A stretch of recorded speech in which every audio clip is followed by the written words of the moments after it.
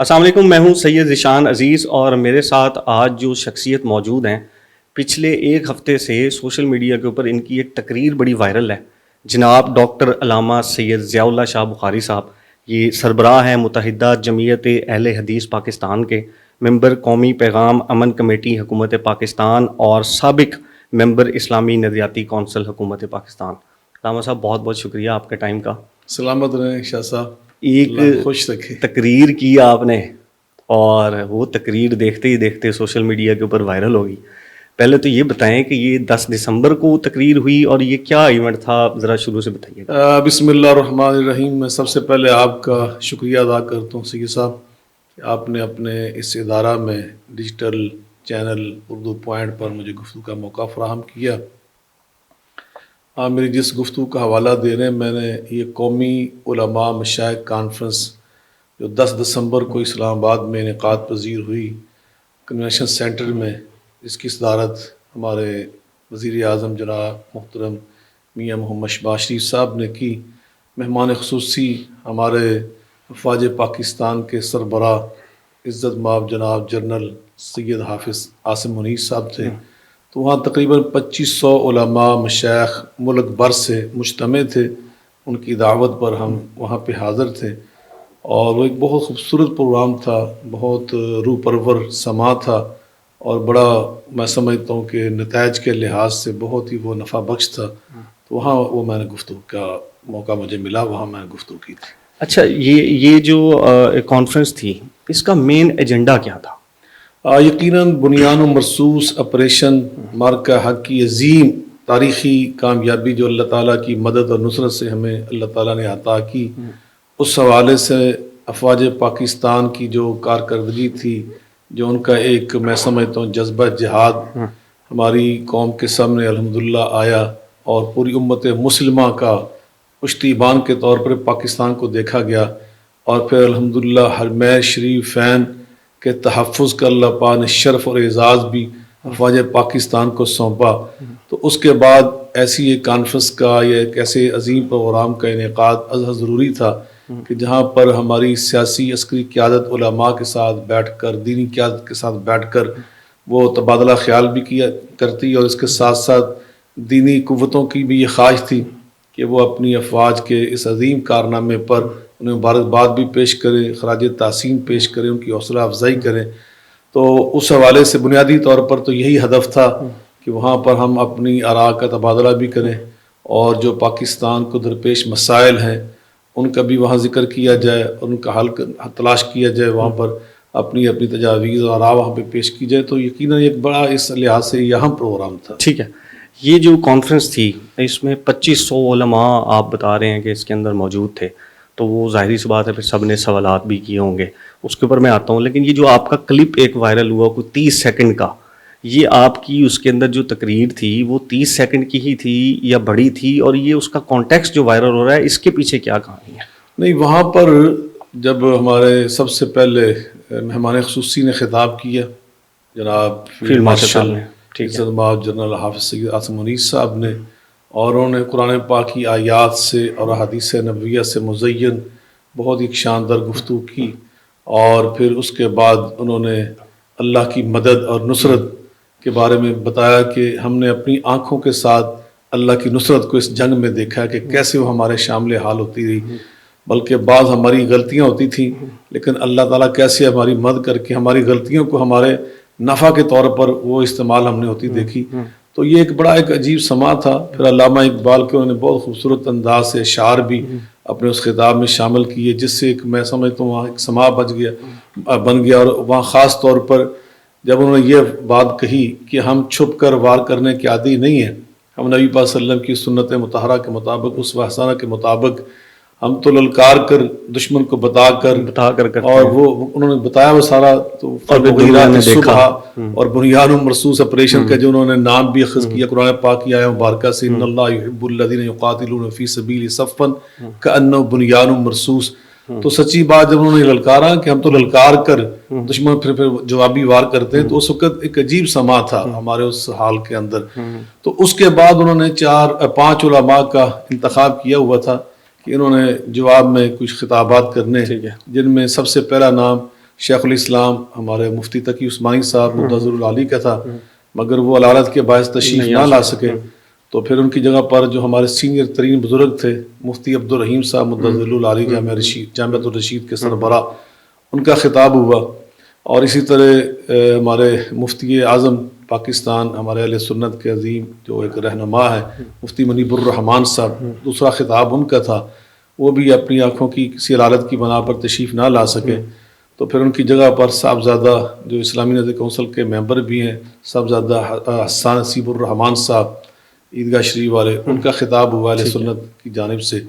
اور تیسرا خطاب اس میں علامہ شبیر حسین میسمی صاحب کا تھا جو تحریک اسلامی پاکستان کے سیکرٹری جنرل ہیں. اور چوتھا خطاب اس میں میرا تھا. تیسرے نمبر پہ میں نے ویسے کیا وہ خطاب متحدہ جمعیت اہل حدیث پاکستان کے سربراہ کی حیثیت سے.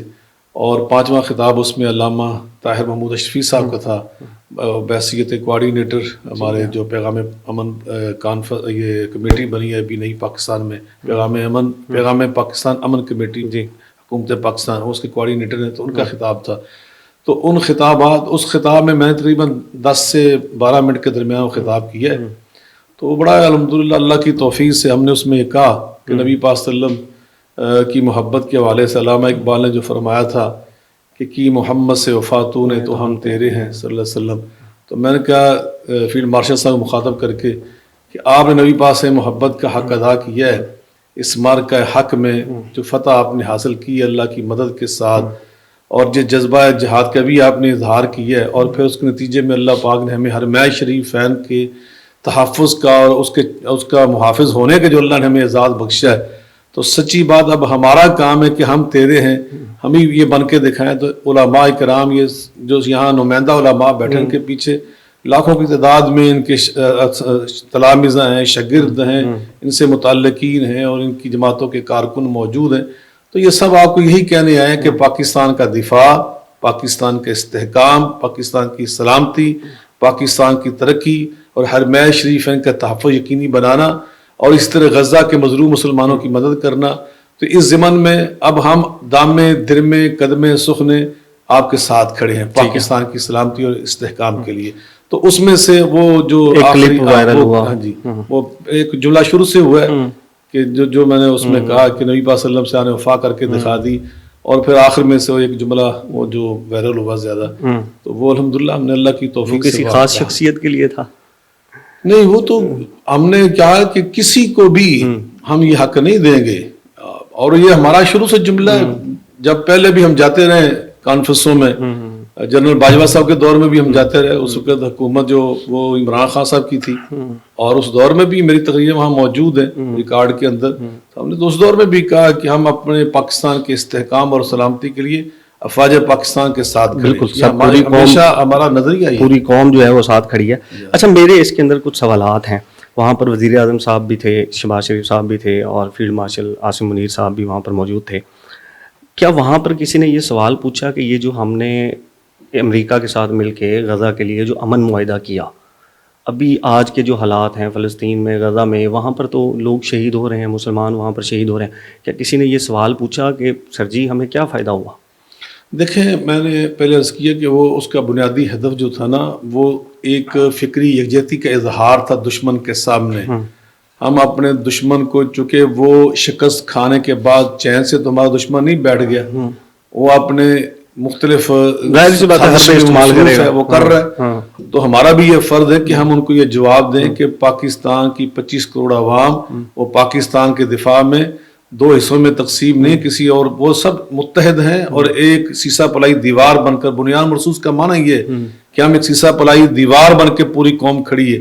تو وہ اصل میں وہ ہدف تھا اس کانفرنس کا. یہ سوال کسی نے نہیں پوچھا. دیکھیں وہاں دیکھیں بہت سارے سوالات ہیں، وہ پاکستان کے حوالے سے بہت سارے سوالات ہیں، امت مسلمہ کے حوالے سے بہت سارے سوالات ہیں، عالمی برادری کے حوالے سے بہت سارے سوالات ہیں.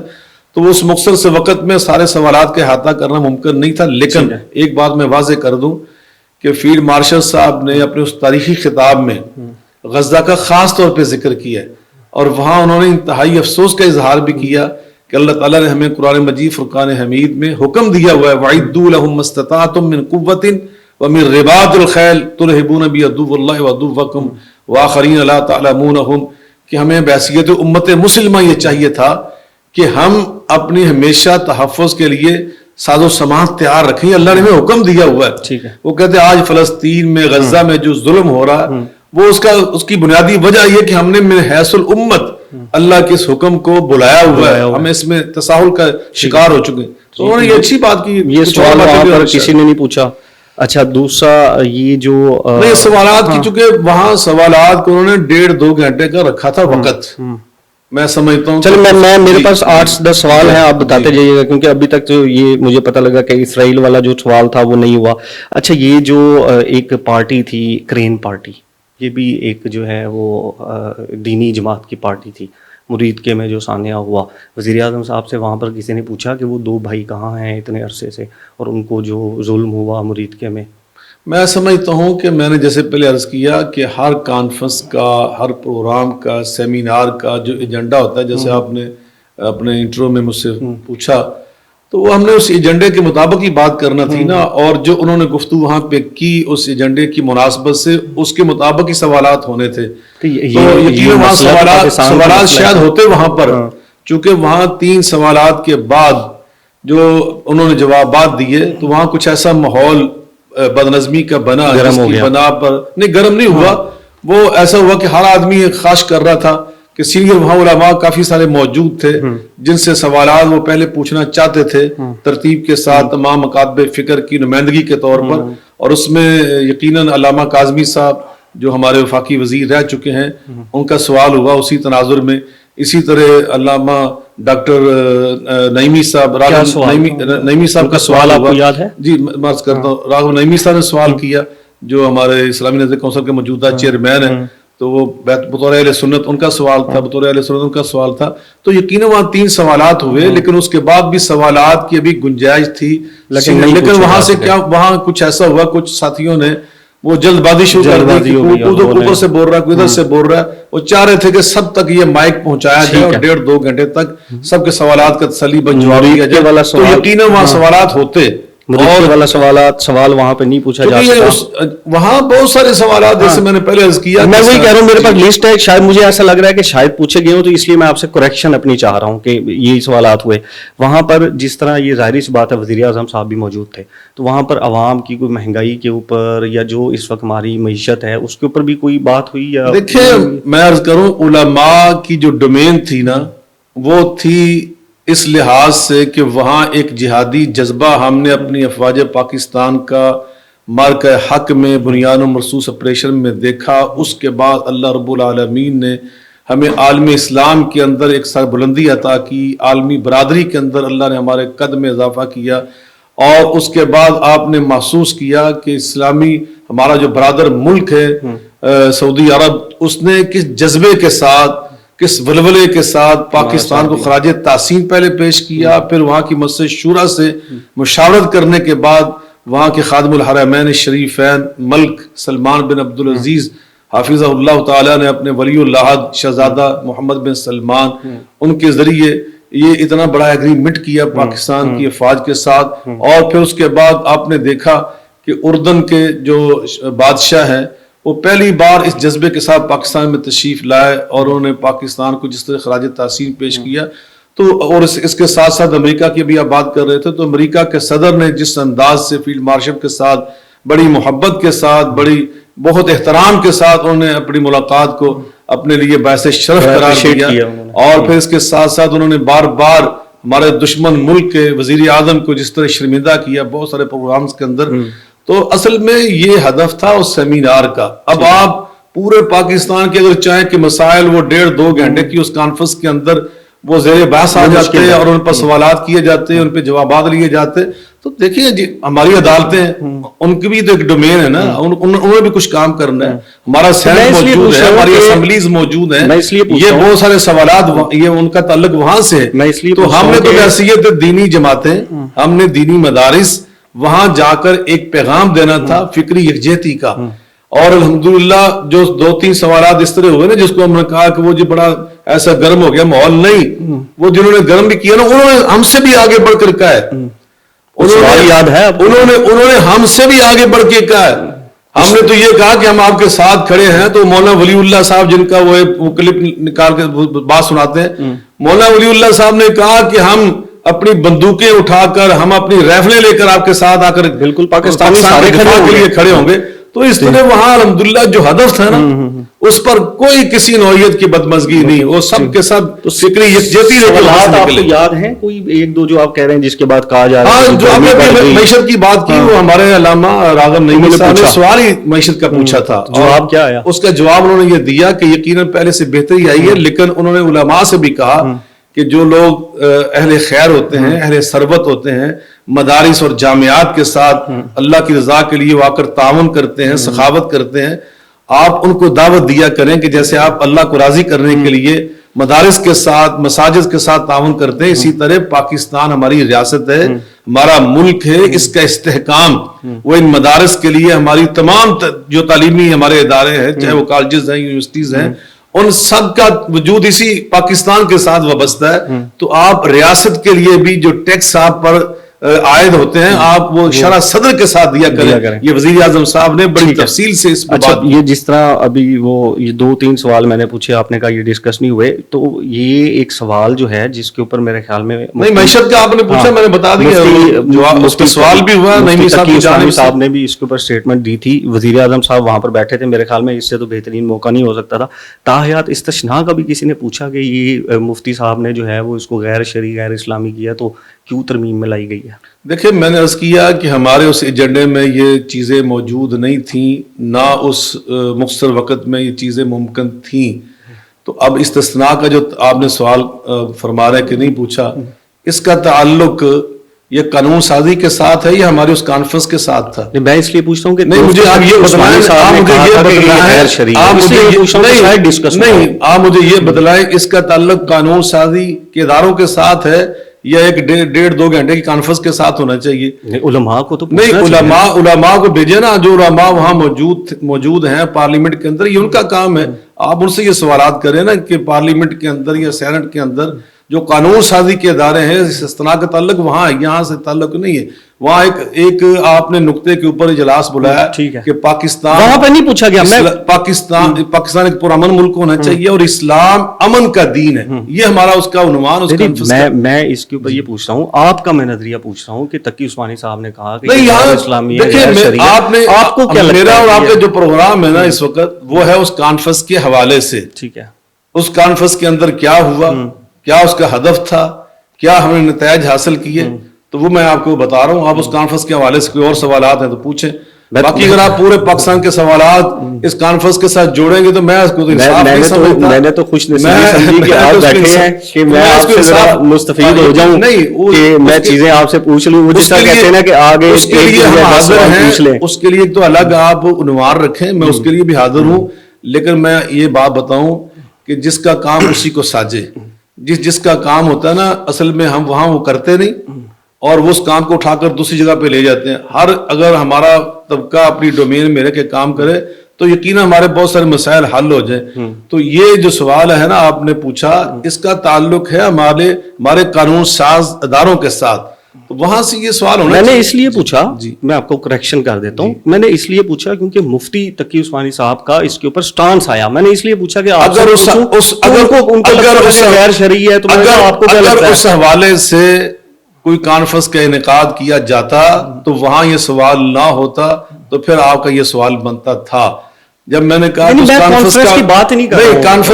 ہم کانفرنس پہ بات کر رہے ہیں, میں تو یہاں حاضر ہوا ہوں اس کانفرنس پہ بات کرنے کے لیے. ٹھیک ہے, ہم اس کانفرنس پہ بات کر رہے ہیں کہ اس کانفرنس میں ہم نے کیا حاصل کیا. ٹھیک ہے, اس کے اندر جو حاصل ہوا وہ مجھے یہی سمجھ میں آ رہا ہے کہ ظاہری سی بات ہے, آپ ہوں, میں ہوں, پوری قوم ہو, یہ تو ہم مانتے ہیں کہ جس طرح ہماری فوج نے اس دفعہ بھارت کی طبیعت سیٹ کی ہے, وہ آج تک میرے خیال میں اس کی سیٹ وہاں پر نہیں ہوئی طبیعت. تو سوالات اور کوئی اگر آپ بتا سکیں کہ ایک جس طرح آپ نے معیشت والا بولا کہ وہاں پر معیشت کا بھی سوال ہوا, کوئی آپ کی طرف سے بھی سوال ہوا یا کسی اور طرف سے, اور کون سے سوالات ہوئے وہاں پہ؟ میں یہ سمجھتا ہوں کہ اصل میں نا وہاں سوالات اس حوالے سے ہی ہونے چاہیے تھے کہ جس حوالے سے وہ کانفرنس انعقاد پذیر تھی. جیسے ابھی ہمارا ایک پروگرام ہوتا ہے, ہم ٹی وی پہ آتے ہیں, تو وہاں اگر آپ ایک عنوان طے کر کے بیٹھتے ہیں تو وہ اینکر کا بھی یہ فرض ہوتا ہے, اور آنے والے مہمان کی بھی ذمہ داری ہوتی ہے کہ اس عنوان پہ بات کریں تاکہ ناظرین کرام ایک ذہن لے کے بیٹھے ہوئے کہ ہم تو اس حوالے سے ہمیشہ جو باشعور طبقات ہوتے ہیں یہ وہ اسی چیز کی پیروی کرتے ہیں. ٹھیک ہے. وہ چونکہ کانفرنس ایک خاص عنوان کے ذریعے اہتمام اتنا بڑا وہاں پہ فلیکس لگا ہوا تھا, اس کے اوپر ہماری اس کانفرنس کا عنوان درج تھا, اور اسی حوالے سے ہمارے چیف آرمی ہمارے جو افواج پاکستان کے سربراہ ہیں فیلڈ مارشل انہوں نے گفتگو فرمائی, اسی حوالے سے ہمارے پرائم منسٹر صاحب نے گفتگو فرمائی, اسی حوالے سے ہمارے قائدین اعظام نے اور میں طالب علم نے اسی حوالے سے وہاں پہ اپنی باتیں کی. اچھا علامہ صاحب مجھے یہ بتائیں, یہ جو تقریر آپ کی ظاہر سی بات ہے وائرل بھی ہوئی, پھر اس کے اوپر بہت سراہا بھی گیا, میں بذات خود اس کو سراہتا ہوں, تنقید بھی ہوئی, اور پھر یہ جو چلی میں نے بڑی جگہوں کے اوپر دیکھا اسپیشلی بھارت اور انٹرنیشنل, ادھر بڑی ڈسکس ہوئی کہ یہ کیا ہوا, یہ تو کٹھے ہی کھڑے ہو گئے سارے. یہ تو ہم نے پیغام دینا تھا. تو یقیناً مخالفت کرنے والے دو قسم کے لوگ ہیں, ایک تو وہی جن کی آپ نے ابھی نشاندہی کر دی, بھارت, جو ہمارے جو مخالف ہیں ان کو بہت تکلیف ہو رہی, اتنی تکلیف ہو رہی ہے کہ ابھی آپ دیکھیں وہ جو ایک حادثہ ہوا سڈنی کے اندر, تو وہ جو نوید اقبال تھا نا, حملہ آور, نوید اکرم, اس کو پاکستانی بنا دیا. پہلے انہوں نے فوری طور پہ پاکستان سے صرف نہیں جوڑا, اس کو انہوں نے پاکستان سے جوڑ کر ہماری اس کانفرنس کے ساتھ جوڑا ہے. اچھا, کہ اس کانفرنس کا یہ نتیجہ دیکھو جی یہ نکلا ہے. واہ, وہ تو اللہ نے ان کے منہ کے اوپر یہ سیاہی جو ہے میں سمجھتا ہوں ویسی. اچھا, اس کو جوڑا گیا کہ دیکھیں جی کانفرنس ہوئی اور اس کے بعد یہ اٹیک ہو گیا. اندازہ لگائیں کہ کتنی اس کانفرنس کی کامیابی کی ہمارے دشمن کو تکلیف ہو رہی ہے. وہ یہ سمجھ رہا ہے کہ پاکستان کا دینی طبقہ وہ پاکستان کے دفاع میں, پاکستان کے استحکام میں, پاکستان کی سلامتی کے لیے کیسے وہ فکری طور پر متحد ہے. اس میں کوئی دوسری رائے ہے نہیں, تمام مکاتب فکر بالکل وہ یکجان وہاں پہ نظر آئے. واقعتاً بنیان مرصوص کی تصویر بنے ہوئے تھے. ایک تو یہ لوگ ہیں, دوسرے ہمارے کچھ نوجوان ہیں جو ہمارے عزیز بچے ہیں, جو ہمارے بیٹے ہیں, وہ ہمارے فرزند ہیں, ہمارے دل کا ٹکڑا ہے, وہ اس ملک کا اثاثہ ہے. اور میں نے اپنی اسی تقریر کے اندر ان کے بارے میں خاص طور پہ کہا, اگر وہ میری تقریر پوری نشر ہو گئی تو ان کے سینوں میں ٹھنڈک پڑ جائے گی. میں نے کہا کہ اللہ نے پاکستان ایک واحد ملک دنیا کے اندر جس کو 70% نوجوان عطا کیے. بالکل 70% نوجوان دنیا میں کسی سٹیٹ کسی ملک کے پاس نہیں ہے. یہ صرف پاکستان کے اوپر اللہ کی عنایت ہے کہ یہاں 70% نوجوان, اور وہ نوجوان بھی ایسے ہیں کہ جو تعلیم یافتہ ہیں بڑی تعداد میں, اور وہ آج کا جو سب سے فاسٹ میڈیا ہمارا وہ سوشل میڈیا اس کے ساتھ منسلک ہے.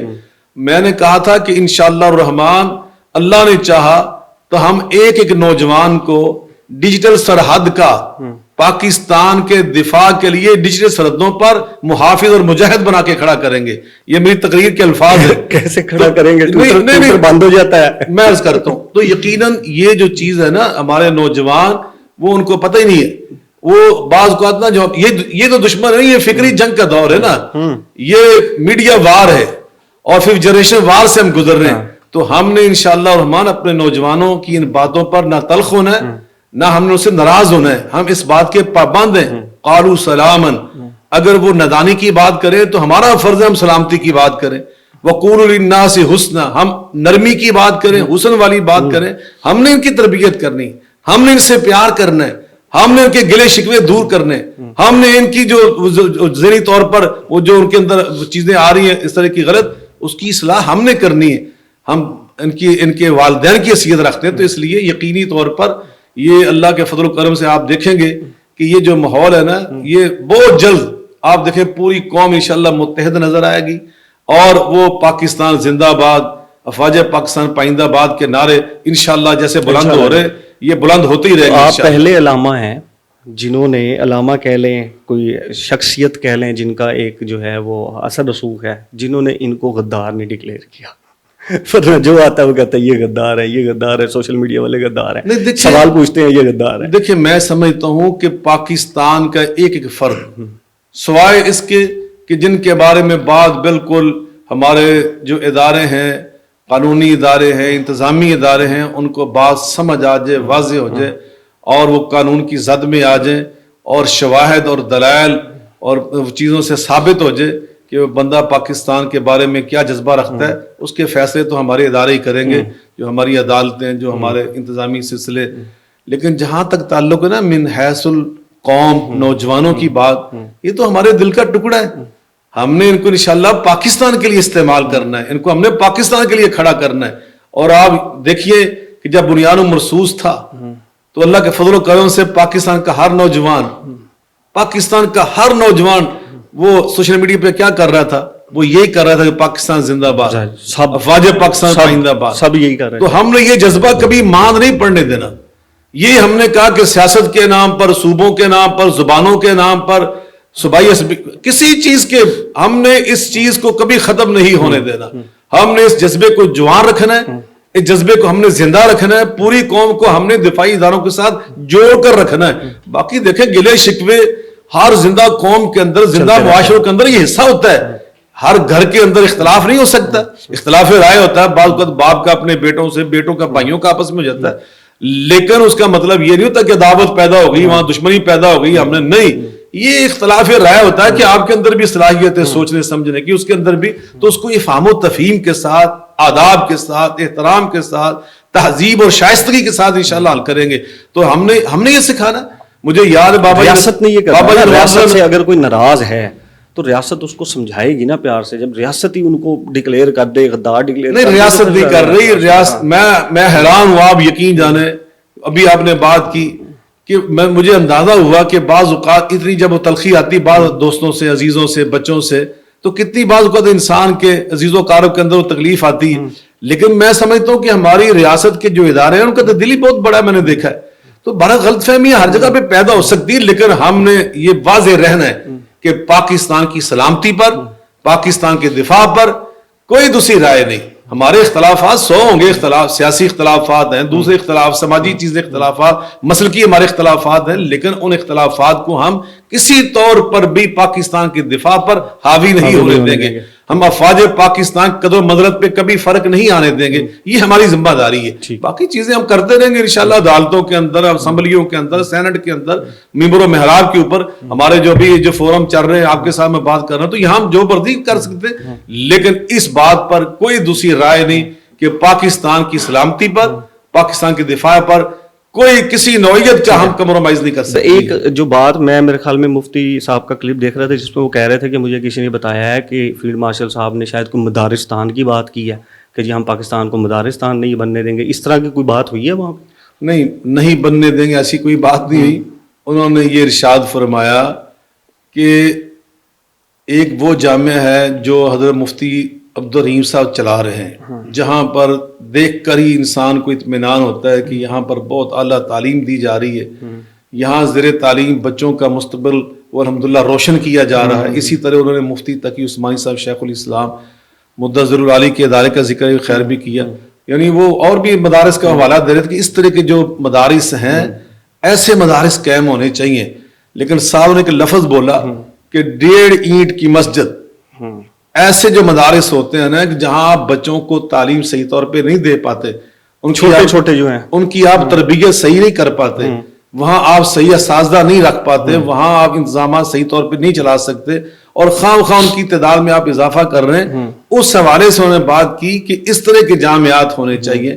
اور پھر جب مفتی صاحب نے اپنی گفتگو کے اندر یہ فرمایا کہ ہم اس طرح کے مدارس انشاءاللہ بنا رہے ہیں, اور اس طرح ہم پاکستان کو واقعتاً مدارس کے نور سے بھر دیں گے, تو فیلڈ مارشل صاحب نے ان کی تائید کی اور انتہائی خوشی کا اظہار کیا اور کہا کہ بالکل آپ نے سچ کہا, میرا یہی موقف ہے کہ اچھے مدارس قائم ہونے چاہیے جہاں پر بچوں کی تعلیم و تربیت صحیح مناہج پر ہو, صحیح خطوط پر ہو, پورے انتظامات کے ساتھ ہو. یہ ان کا موقف تھا. یہ نہیں کہ ہم نے اور بلکہ حوالہ دیا کہ آپ خود مدرسے کے پڑھے ہوئے, آپ حافظ قرآن ہیں, آپ دینی مدرسے کے اندر آپ نے تعلیم حاصل کی ہے, تو انہوں نے انتہائی خوشی کا اظہار کیا اس بات پر. اچھا, یہ جس طرح پنجاب حکومت ابھی جو ہمارے امام مسجد ہیں ان کو وظیفہ ایک جو ہے وہ دے رہی ہے, تو اب یہ سوال پتہ نہیں پوچھنا چاہیے کہ نہیں, تو وہاں پر وزیر اعظم صاحب سے بات کی کہ یہ تو بہت کم وظیفہ نہیں ہے, مطلب ایک بچہ جو حافظ قرآن بنتا ہے اور پھر جا کر اس نے ایک مسجد میں 5 وقت کی امامت کرنی ہے اور وہ ہل نہیں سکتا, مطلب اگر وہ ہل جائے تو وہ نمازی پوچھتے ہیں تم کدھر گئے تھے, تمہارا کیا کام ہے, وہ کہیں ٹیوشن نہیں پڑھا سکتا, کچھ نہیں پڑھا سکتا. ایسی کوئی ڈسکشن ہوئی ہے کہ اس کو کوئی ایسا کوئی سسٹم ہمارا بنا جائے کہ یہ جو ہمارے پیچھے سے بچے آ رہے ہیں جو آگے امام مسجد بن رہے ہیں, ظاہری سی بات ہے پاکستان ہے, اسلامی ملک ہے, اس کے اندر ہمیں یہ سب چاہیے, تو ان کا کوئی سسٹم بنانے کے اوپر بات ہوئی کہ کوئی ان کو اب اس کو کیا کہیں, کوئی مراعات ان کو دی جائیں, کوئی ان کے لیے چیزیں آسان کی جائیں. ذیشان بھائی, یہ جو آپ نے ارشاد فرمایا کہ وہ امام وہاں سے ہل نہیں سکتا, حرکت نہیں کر سکتا, ٹیوشن نہیں پڑھا سکتا, یہ اس 25,000 کے وظیفے سے پہلے وہ ہلتا تھا وہاں سے؟ نہیں ہلتا تھا.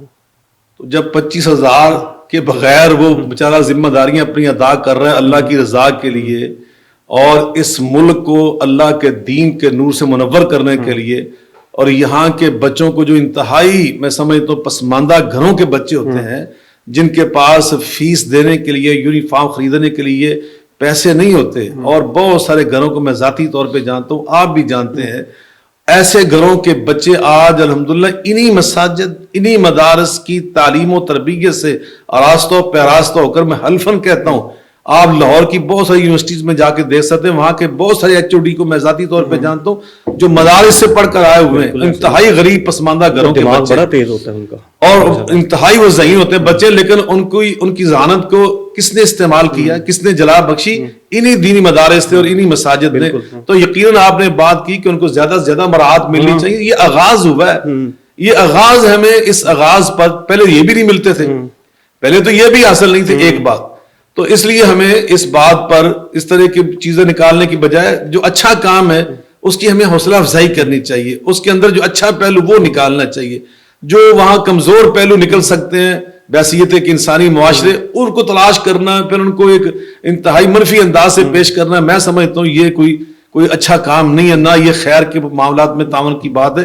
اللہ نے ہمیں پابند بنایا وَتَعَاوَنُوا عَلَى الْبِرِّ وَالتَّقْوَىٰ وَلَا تَعَاوَنُوا عَلَى الْإِثْمِ وَالْعُدْوَانِ. جو خیر کے کام ہیں, تقوی کے کام ہیں, دین کے کام ہیں, معاشرے کی بھلائی کے کام ہیں, اس میں دوسرے کا تعاون کیا کرو.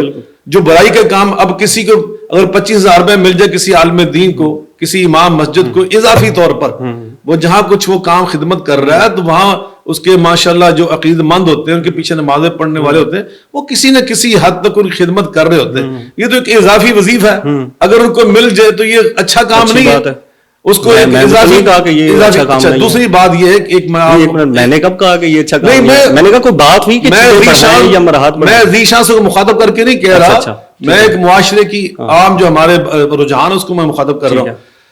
دوسری بات میں یہ کہنا چاہتا ہوں, یہ آپ کے علم میں ہونا چاہیے, اور ہمارے جو معاشرے میں بسنے والے ہمارے غیرت مند پاکستانی الحمدللہ پاکستان سے محبت کرنے والے, میں ان سے بھی کہنا چاہتا ہوں کہ الحمدللہ جو ہماری دینی مدارس کی ڈگری ہے نا, وفاق المدارس کی یا رابط المدارس کی یا تنظیم المدارس کی یا نظم المدارس کی, جتنے بھی ہمارے وہ بورڈز ہیں, وہ AA کے برابر ہے. ہماری HEC نے اس کو AA, بہت سارے ہمارے علماء انہی اسناد کی بنیاد پر انہوں نے MPhil کیا, اسی سند کی بنیاد پر انہوں نے پھر ڈاکٹریٹ کی, اسی سند کی بنیاد پر وہ ٹیچر لگے ہوئے ہیں, لیکچرار لگے ہوئے ہیں, بہت سارے محکمہ جات کے اندر وہ افیسرز کے طور پر یا ذمہ دار کے طور پہ ذمہ داریاں ادا کر رہے ہیں, اور وہاں اچھے الحمدللہ مشاہرات بھی حاصل کر رہے ہیں. تو اس لیے یہ نہیں ہے کہ اس معاشرے کے اندر الحمدللہ بڑی خیر موجود علماء کے لیے, بالکل خیر موجود ہے. اچھا میرا ایک سوال ہے, میں اپنے نالج کے لیے یہ پوچھنا چاہ رہا ہوں کہ کیا کوئی ایسا سسٹم ہونا چاہیے, آپ اس سے متفق ہیں کہ امام مسجد کے لیے کوئی کرائیٹیریا یا کچھ اس طرح کا فٹنس سرٹیفکیٹ یا اس طرح کا ہونا چاہیے کہ یہ امام مسجد بن سکتے ہیں, ان کو امام مسجد بنایا جائے, اور ان کو جو ہے وہ مطلب جس طرح ہم کہتے ہیں کہ رجسٹرڈ ہو جائیں, پھر ہم ان کو رجسٹرڈ کر لیں گورنمنٹ آف پاکستان, اور پھر ان کو وہ گاؤں میں بیٹھا ہوا ہو. گاؤں میں تو میرے خیال میں گھر دینا کوئی بڑی بات نہیں ہے گورنمنٹ کے لیے, ان کو جہاں جہاں پاسبل ہے وہاں وہاں ان کو ریلیف بھی مل جائے. دیکھیں جہاں تک تعلق ہے نا کہ ان کے لیے مختلف ڈگریز کا حامل ہونا, اس کی شرط لگائی جائے. یقیناً میں نے عرب ملکوں کے اندر, میں چونکہ 5 سال مدینہ یونیورسٹی میں پڑھا ہوں, عرب ملکوں کے اندر میرا آنا جانا رہتا ہے. وہاں اس وقت صورتحال یہ ہے کہ کسی بھی مسجد کے اندر جو جامع مسجد ہوتی ہے نا, 4 وہاں پر منصب ہوتے ہیں, ایک خطیب, ٹھیک ہے, دوسرے نمبر پہ امام, تیسرے نمبر پر ان کا جو مؤذن ہوتا ہے وہ ہوتا ہے. اچھا پھر جو چھوٹا, پھر ایک ہوتا ہے ان کا صفائی کرنے والا, لیکن جو خطیب ہوتا ہے نا, اس کے لیے ان کی جو بنیادی شرائط ہے اس میں کہ کم از کم وہ PhD ہو یا ایم فل ہو اس نوعیت کا ہو, مختلف مضامین اس نے لکھے ہوں, اس کی وہ تحریر اور تقریر اچھے طور پہ جانتا ہوں, یعنی ایسی. اور پھر اس کے بعد جو امام ہوتا ہے وہ چونکہ نیب خطیب بھی ہوتا ہے کہ جب امام صاحب نہ خطیب صاحب نہ ہو تو جمعہ وہ پڑھائے گا, تو اس لیے وہ بھی اس کو ماسٹر ہونا چاہیے. اور جو وہاں پر مؤذن ہوتا ہے اس کے لیے شرط لائی کہ وہ نیب امام بھی ہوتا ہے کہ جب امام نہیں ہوگا تو نماز بھی وہ پڑھائے گا اذان کرنے والا. تو وہ انہوں نے اس کے لیے جو ہمارا بی ایس پروگرام ہوتا ہے نا 16 سال کے اندر ختم ہوتا ہے, 16 سال کی ایجوکیشن کی شرط ہے وہاں پر. اور پھر اس کے لیے وہ ٹیسٹ لیتے ہیں پہلے, اور بعض اوقات 8-10 دفعہ امیدوار ٹیسٹ میں فیل ہوتا رہتا ہے, حالانکہ اس کے بعد بی ایس کی سند ہوتی ہے اور شریعہ کی سند ہوتی ہے. تو اس لیے وہاں پر بہت بہتری آئی ہے. تو یقیناً انشاءاللہ یہ ابتدا ہے, آغاز ہے اچھا, اور یہ آہستہ آہستہ یہ چیزیں اب بھی الحمدللہ بہت ساری مساجد کے اندر پڑھے لکھے لوگ ہی آ چکے ہیں الحمدللہ, جو ہمارے مدارس سے تعلیم یافتہ ہیں بڑی تعداد میں, ایسی بہت دور دراز دیہاتوں کے اندر. لیکن جو ہمارے قصبات ہیں, ہمارے شہر ہیں, بڑے دیہات ہیں, وہاں پر تقریباً ایسے علماء الحمدللہ مساجد کے ممبر و محراب پر فائز ہو چکے ہیں کہ جو اچھے تعلیم یافتہ ہیں اور کم از کم دینی مدارس کی جو ہماری اسناد ہیں اس کے حامل ہیں. ٹھیک ہے, اچھا اب آپ آ ہی گئے ہیں تو میں ایک یوٹیوب کے حوالے سے سوال اگر اجازت ہو. ہمارے بہت سے علماء کہتے ہیں کہ جی یوٹیوب کی جو کمائی ہے وہ حرام ہے, آپ کیا کہتے ہیں؟ دیکھیں, اگر کوئی خیر کا کام آپ کر رہے ہیں اور نفع بخش ہے, اما ما ينفع الناس فيمكث في الارض, قرآن پاک میں اللہ تعالیٰ نے ارشاد فرمایا کہ انسانیت کو نفع پہنچانے والے جو کام کرتے ہیں اللہ ان کو استحکام عطا کرتا ہے. نبی کریم علیہ الصلوۃ والسلام نے فرمایا خیر الناس من ينفع الناس, کہ جو انسانوں کو نفع پہنچانے والے ہوتے ہیں وہ یقیناً اللہ کو بہت ہی پسند ہوتے ہیں. تو ہمیں یوٹیوب کے اوپر یا کسی فورم کے اوپر بھی نا ہمیشہ وہ کام کرنا چاہیے جو خیر کا کام ہو, جو بھلائی کا کام ہو, جو اچھائی کا کام ہو. تو یقیناً اس حوالے سے جو آپ کام کر رہے ہیں اس پہ اگر آپ کو کوئی اجرت ملتی ہے تو اس پہ یقیناً آپ کو چاہیے کہ آپ اسلامی نظریاتی کونسل میں اپنا یہ استفتاء بھیجیں, یا جو ہمارے بڑے 3-4 مدارس ہیں پاکستان کے اندر تمام مکاتب فکر کے, وہاں دارالافتاء بھی موجود ہیں. تو آپ کو چاہیے کہ حلال و حرام کے تعین کے لیے یقیناً بحیثیت ایک مسلمان ہمیں ہمیشہ متفکر ہونا چاہیے اور یقین حاصل کرنا چاہیے. وہاں سے آپ کو ضرور اس کا تسلی بخش جواب ملے گا. لوگ جس طرح کارٹونز بناتے ہیں بچوں کے لیے, یا کوکنگ چینل خواتین بناتی ہیں گھر میں بیٹھ کے, کیونکہ ایک ہے گھر میں کوئی چیز بنا رہی ہیں اس کی ویڈیو بنا لی اس کے اوپر لگا دی, یا ہم جرنلسٹ جس طرح پولیٹیکل کمنٹری کرتے ہیں, ویلاگز کرتے ہیں, تو ان کے لیے تو مسئلہ نہیں نا ہے. نہیں, جہاں تک تعلق ہے لوگوں کو نفع پہنچانا, جیسے میں نے پہلے عرض کیا, یہ تو خیر کے کام ہے نا. آپ ان کی رہنمائی کر رہے کہ کھانا کیسے پکانا ہے, کوئی ہماری یا کر ذمہ دار خاتون جو امور خانہ داری کی مہر ہوتی ہے وہ ہماری بچیوں کو, بیٹیوں کو, ہماری بہنوں کو تعلیم دیتی ہے, تربیت دیتی ہے آ کر. اسی طرح ہمارے جو آپ جیسے اہل علم ہمارے اینکر حضرات ہیں, پڑھے لکھے لوگ ہوتے ہیں, وہ رہنمائی کرتے ہیں آ کر. چونکہ آپ جو ہمارا یہ ذریعہ ابلاغ ہے جو آپ کام کر رہے ہیں, تو ذریعہ ابلاغ ہمارا خیر کا ہونا چاہیے. تو یہ کمائی حلال ہے ہمارے, نہیں حلال حرام کا مسئلہ نہیں میں کہہ رہا, یہ دارالافتاء بتائے گا اور اسلامی نظریہ کونسل میں بتائے گی. ٹھیک ہے, آخری سوال ہے میرا. آخر میں یہ جو آپ کا جو کانفرنس ہوئی اس میں ظاہری سی بات ہے فیلڈ مارشل صاحب نے بھی خطاب کیا ہوگا. میرے خیال میں پہلے دن وزیر اعظم صاحب کا تھا اور ایک ہی دن میں تھا, پہلے وزیر اعظم صاحب کا تھا پھر فیلڈ مارشل صاحب کا تھا. نہیں, پہلے انہوں نے کیا بطور مہمان خصوصی, ٹھیک ہے, پھر صدر عظیم وقار بطور وزیر اعظم انہوں نے خطاب. ابھی کیونکہ وہ اسپیچ وغیرہ آئی نہیں ہے, جی مکمل نہیں ہے میرا, کیونکہ میڈیا پہ اتنی گنجائش تو ہوتی, اسپیس ہوتی نہیں کہ وہ سب کے اتنے لمبے لمبے بیانات کیسے چلا سکتے ہیں. تو یقیناً اس میں سے جو ضروری نکات تھے وہ نشر ہو چکے ہیں. ٹھیک ہے, ٹھیک ہے. تو بہت شکریہ علامہ صاحب آپ کے وقت کا. اللہ تھینک یو سو مچ. خیریت سے رہیں آپ.